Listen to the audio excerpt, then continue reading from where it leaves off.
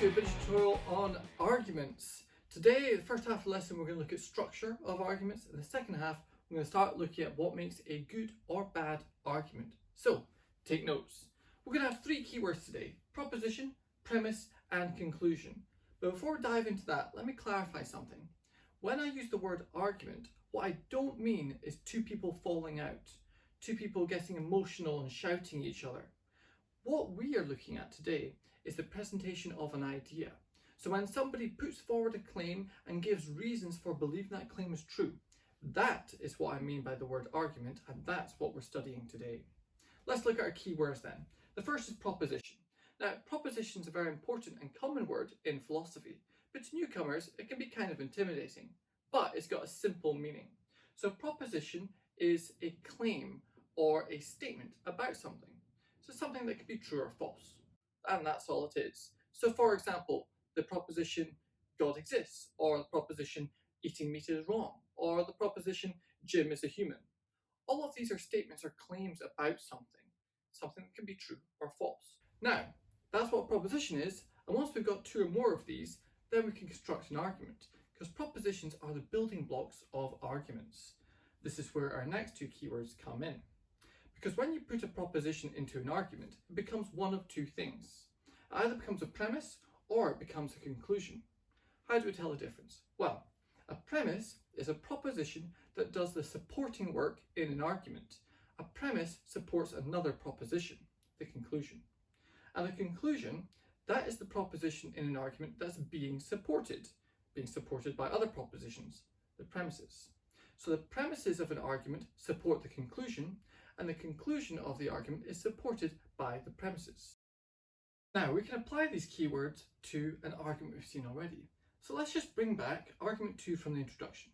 Now, this is the argument that made sense, so more on argument 1 later. But looking at argument 2 here, we can see it's actually just 3 propositions, 3 claims. But 2 of these propositions are premises, and 1 of these propositions is a conclusion. How do we know again? Well, remember, the first 2 propositions, they must be premises because look, they're doing the support work. They're supporting the third proposition. And the third proposition must be a conclusion because it's being supported by other propositions. We can also tell what's a premise and what's a conclusion by the use of the word therefore. Therefore comes after all the premises and before the conclusion. We're going to make this even more clear than this though. And we're going to do that by labeling what's a premise and what's a conclusion with P and C. Now, because we've got 2 premises, we're going to label one P1 and the second one P2. If you had a third one, it'd be P3. And because we've only got one conclusion, we're just going to label it C. But if you had multiple, C1, C2, etc. Now, this way of presenting an argument is known as something. It's called presenting an argument in standard form. And this is a technique used in philosophy to help with the analysis of arguments. Now, of course, in everyday language, we don't present arguments like this. We don't usually tell a person that we're arguing with, well, my first premise is this, my second premise is this, therefore my conclusion is this. We don't commonly talk like that. But we can take an argument given in everyday language and we can put it into standard form to help us with our analysis. Because when it's in standard form, it's a lot easier to see, does the argument actually work? Do we agree with all the steps? Do we agree with the premises? Let's have a go at this now then. Let's think of a situation. Imagine a situation of a teacher telling off a student for not submitting an essay. Now you can see that a lot of what a teacher is saying in this situation is not necessarily part of an argument. Some of the things that are being said could be just an expression of emotion or intended to be rhetorical. But I think there is an argument in there. So let's see if we can find out what it is and put it into standard form. The first thing I recommend you do is look at that text and think, what is the conclusion? What is the proposition, the statement the teacher is making that they're given reasons to believe, that they're giving other propositions to support? Okay, what is their main claim? Now, could their main claim be that the student has not submitted an essay? I don't think so, because the rest of what they're saying is not giving evidence for this. It's not giving reason to believe that proposition. I think we can ignore that because that's not part of the argument. That might be why they're giving the argument, but it's not actually central to their argument.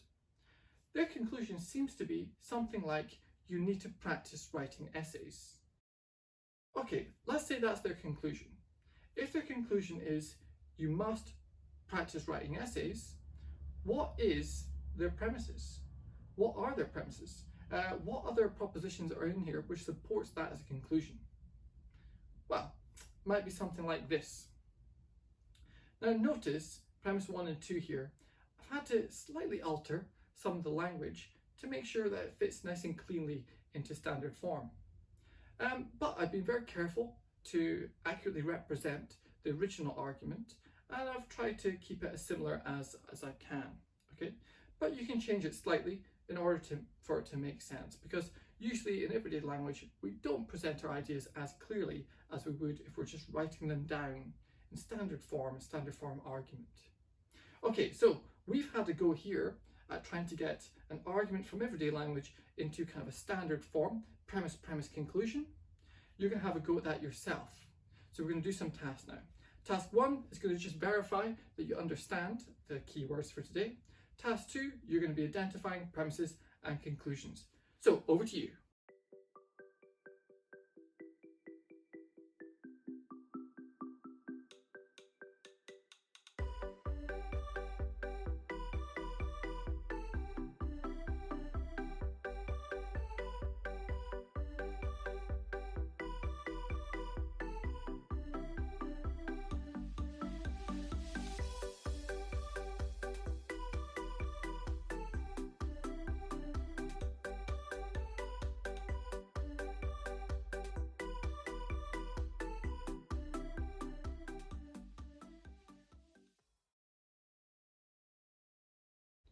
Right, now let's have a look at what might make an argument a good argument or a bad argument. Well, put simply, a good argument is an argument that has premises that support the conclusion. And a bad argument is an argument that has premises that don't support the conclusion. Now, if we bring back the two arguments from introduction, we can demonstrate this point. So argument 1, argument 2.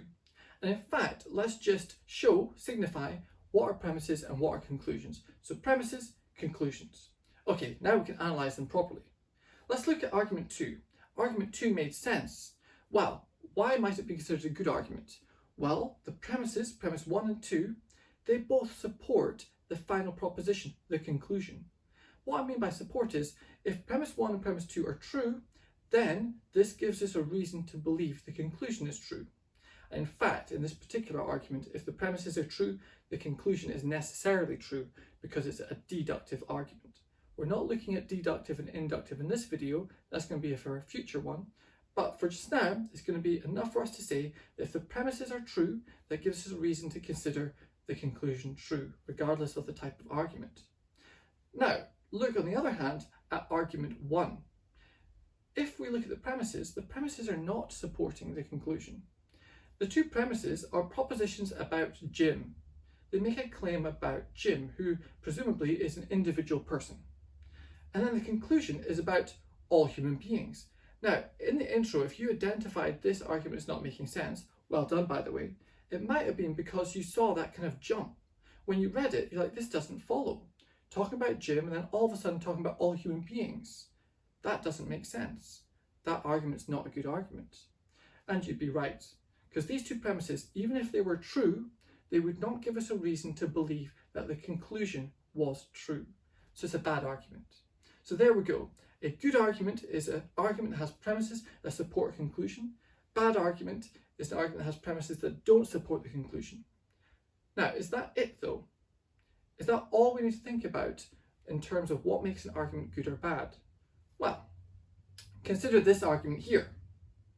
Now, this is an example of an argument where the conclusion is supported by the premises.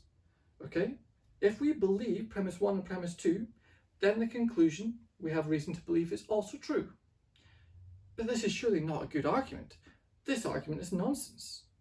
So we need another criteria for judging an argument to be either good or bad. And that's whether or not the premises themselves are true. Now, the two premises in this are both false. In fact, the conclusion is also false by virtue of the premises being false. every single proposition in this argument is actually false. It's got a good structure, so if those premises were true, then it does actually support the conclusion, but the premises themselves are just nonsense. So this is our second criteria. Our second criteria is the premises are in fact true. To summarize, we have two criteria for what makes an argument a good argument. Criteria 1, if the premises support the conclusion, and criteria 2, if the premises are themselves true. Okay, using these two criteria for judging an argument, I want you to now complete the last set of tasks, and I'll see you in the next lesson.